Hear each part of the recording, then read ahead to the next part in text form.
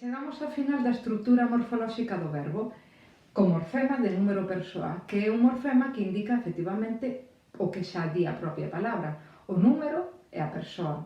É dicir, se estamos ante unha P1, P2, P3, P4, P5 ou P6. Na primeira persoa aparecen case todo vogais como marcas de morfema número persoa. O que imos facer é ir repasando todas as vogais e imos decir as que non aparecen. O A non aparece como morfema de número persoa. Recordade que o A xa lle chega con ser vogal temática da primeira conxugación. O E tampouco aparece como morfema de número persoa. Xa aparecía como vogal temática na segunda e na terceira conxugación. Pero I, pobre I, que é así unha vogal tan feble, pois mira, quixeron darlle como un privilexio. Va a ser marca morfema de número persoa na primeira conxugación, xa que podemos encontrar un I. Por exemplo, eu amei. Ese I sería morfema de número persoa. Tamén pode aparecer un O na primeira persoa. Por exemplo, eu amo. Ese O non sería vogal temática da primeira conxugación, onde podía ser o A, que alternaba co E e co O. Sí, pero neste caso non. Neste caso, amo sería morfema de número persoa. E tamén aparece o U como morfema de número persoa na primeira persoa. Por exemplo,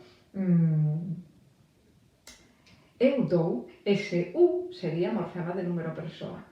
E, por último, entre tantas vogais, temos unha consoante, o N, que tamén é morfema de número persoa. Por exemplo, en vin, ese N indica primeira persoa.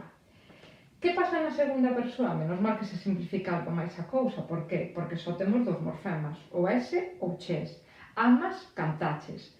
Terceira persoa. Volvemos outra vez coas vogais. Volvemos facer o esquema. A E xa non aparecía na primeira persoa, tampouco aparece na terceira. O I, coitada, mira, que forte, aparece na primeira persoa, pero tamén é marca da terceira persoa. Foi, por exemplo, ese I sería morfema de número persoa.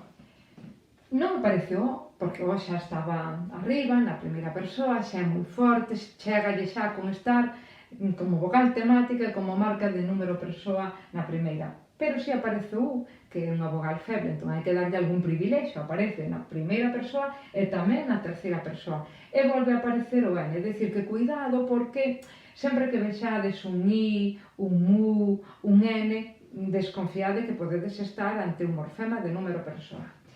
Terceira persoa, non, esta xa acabamos de facer. Cuarta persoa, temos un único morfema, que sería mos. Cantamos, colleremos, vivimos, ese sempre é morfema de número persoa, vale?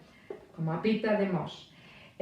Quinta persoa, temos dous morfemas, ou dous morfemas de número persoa, como se chaman propiamente, que son o des e o estés. Por exemplo, amades, vos, esa marca de número persoa. Ou estés, por exemplo, vos cantastes, morfema de número persoa.